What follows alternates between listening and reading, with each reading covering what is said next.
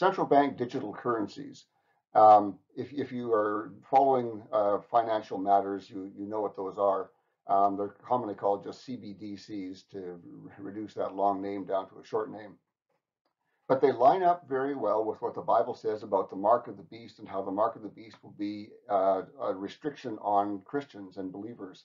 And so that's kind of what I'm going to focus on here is that uh, that partial fulfillment. It's not a complete fulfillment, but um, what happened about a year and a half ago is I gave a message on 666, and we talked about the possibility that we were at a stage in our financial development where it was possible, or at least imaginable, where somebody could control the financial economy to the degree that they could actually ostracize people.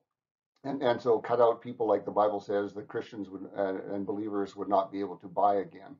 And but we didn't have a mechanism for that. And now with this CBDCs, we can actually see an implementation of it that you could do exactly that kind of thing. And so these CBDCs are being developed by the federal government, and not just our federal governments of other countries. And in fact, the BIS, which is the federal government of the federal governments, is doing the same thing. And these CBDCs are not what you have heard of for cryptocurrencies or digital currencies in the past. Um, and I hope not to get too technical here, but I'm going to have to get a little bit. The idea behind the original cryptocurrencies, and those came out about the 2005 or something like that, is that mankind was corruptible and mankind would always become corrupt and they would corrupt everything they touched. And they had done that with currencies. And so the problem you wanted to solve in any new currency is you wanted to eliminate the ability for mankind to control the currency. Because what had always happened in the past is that when there was a currency, the people who were in control of the currency would destroy the currency. They would mess it up as men do. And history tells us that. We know exactly that from Roman times because near the end of the Roman Empire, their silver coin, silver was the foundation for their currency, not gold. And so their silver coin had almost no silver in it by the end of it. And that was because they had essentially bankrupted the economy. And so that always happens. Whenever mankind is in charge of the currency, they corrupt it because they are corrupted people. And so the idea behind cryptocurrencies is that no one will be in control of the currency. So no one can do anything to change the currency, and the currency will just run all by itself. But these CBDCs are entirely different in that way. And it's important to understand that because the people who are behind these CBDCs right now are putting out a really big lie. They're saying, oh, this is just another digital currency like those other digital currencies you've heard of. They're like Bitcoin or like Ethereum and all the others. And that's a complete lie because they are entirely different in that they are a controlled currency. And government is going to be the one who's going to be in control of this currency. And so government will be able to direct exactly how the currency is run. And just like they've done now with the printing machines with our currency, they can print as much as they want and they can destroy it and do all the same things they want to with this currency that they're trying to create, this digital currency. So they are not at all the same. And these CBDCs are, in fact, a method for the government to control you. And that's more and more people are realizing that. And I hope that they will get this shut down, but we'll have to see because this is most governments in the world are really fond of this idea because they want that ability to control the economy and not just control the economy, but control you. And so with CBDCs, if this implementation comes into fact and is really something that is the foundation for our new financial economy, the government control you by controlling your money. So if they don't like what you're doing, they can make it impossible for you to take money out of the bank to buy stuff. And they can control you completely that way. And that gives them the ability to limit or ostracize any group of people that they want to. And you know they would want to because we just went through the whole COVID business, and you would know that if CBDCs had been in effect at that time, they would have been able to definance all of those people who were saying anti-COVID things. So that is really what their goal is complete economic control, and even more than that, complete personal control through them. And so that sounds very much like Revelation. Now, I'm not saying these CBDCs are the mark of the beast, but I'm saying that we now have an implementation of a currency where it can be controlled in such a way that what we see in Revelation is now possible. It would be possible for a group of people to be ostracized from the economy so that they couldn't buy or sell anything again. So I'll read that passage from Revelation 13, 16 through 17. And it says, "And it, the beast, will cause all, small and great, rich and poor, masters and servants, to be given a mark on their right hands or on their foreheads." Now, we don't have a mark like that in the CBDCs, but the CBDCs allow what verse 17 says, that no one may buy or sell again except one who has the mark of the name of the beast or the number of its name. So CBDCs are an implementation of a currency that would allow that kind of control, that a group of people would be able to be limited so they couldn't buy or sell it anymore. And they might have money in the bank, but the bank, it would all be locked up because they wouldn't be allowed to by the government to control that. And so the government at that time would be the beast. And so what we see here is an implementation of what of the system behind what the beast would have set up at that time. Now, these CBDCs are not just for currency control and currency or control of people through the currency.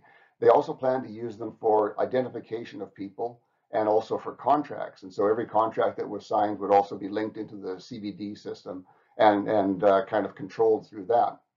So this CBDC idea, more and more people are realizing what an evil, or at least potentially evil idea it is. If you had good people in control of it, maybe it would be all right, but good people are not going to be in control of it always. And we know that that's just a fact of life. And so it presents a really serious threat to us in our time, and one that leads us closer, one step closer to what Revelation says. So that's all I wanted to say on that. Any questions, comments?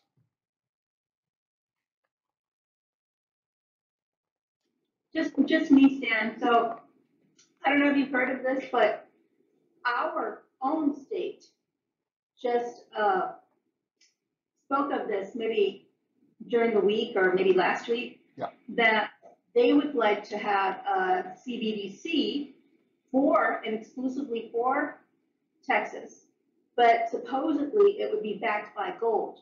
Now Yes. that's even more enticement for people who truly understand, who understand what CBDCs are, so more enticement for corruption and things like that. So even though it sounds better than the typical cryptocurrency, because nothing is behind a cryptocurrency, but involve gold or any precious metal, there will be some corruption, a lot of corruption.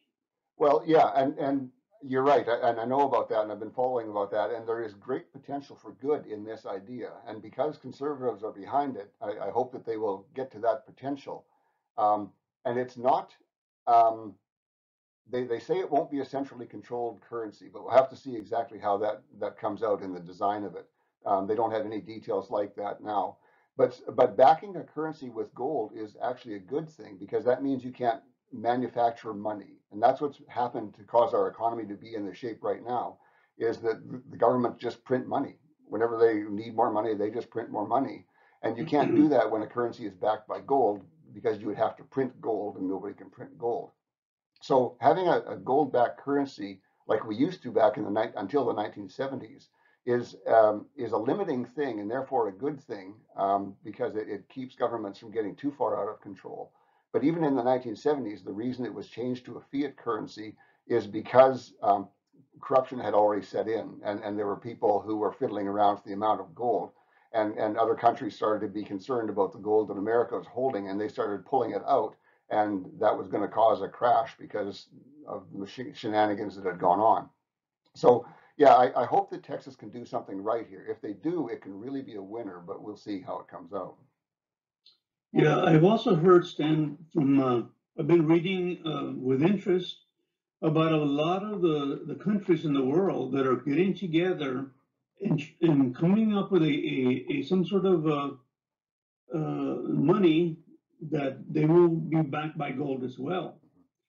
And their agenda seems to be to cause America to really have a downfall, because as you know, we don't back anything. Uh, our paper money is not backed by anything at all, just by more paper, and that's all it is. But so we're really exchanging a bunch of paper that has no real value except for the faith we have in it and in the government.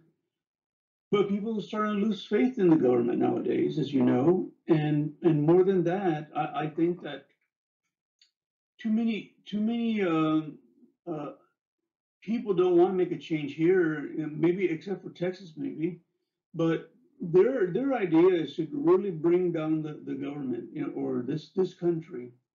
What and I guess later on we need to figure out exactly what are people to do, you know, what are people to do, about that, you because I don't have any answers for that either, but I hope we can come up with something.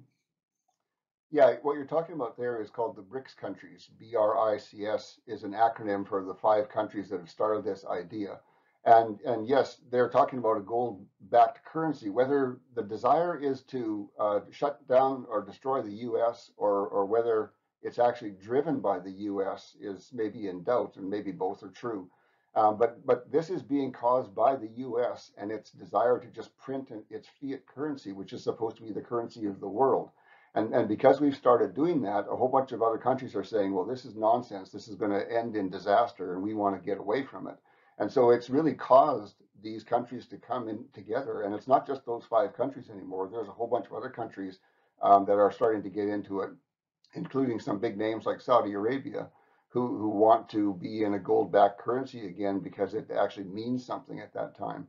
So yeah, we may have caused this problem ourselves by our financial foolishness, but nonetheless, it is on the offing. Whether these countries, who tend to be some of the most corrupt countries in the world, can actually get their act together and achieve this, we'll have to see. Who's going to trust China to tell you how much gold they actually have, for example? So they have some problems that they might run into yet. But the thing that is driving them towards that is mismanagement of the global dollar, which is the American dollar. Yeah, this is just more signs of the end times, so Yeah, absolutely. And that's what the topic is here for. These things are coming yeah, together pretty quickly. okay. And you're asking about what can be done about it. You can't do anything about it right now. You just don't know. It can fall in so many ways and happen in so many ways that you couldn't make a plan. What I've done with my various investments is I'm just kind of diversified. I've got some of this and some of that, a little of this, and that's, I think, the best you can hope to do right now.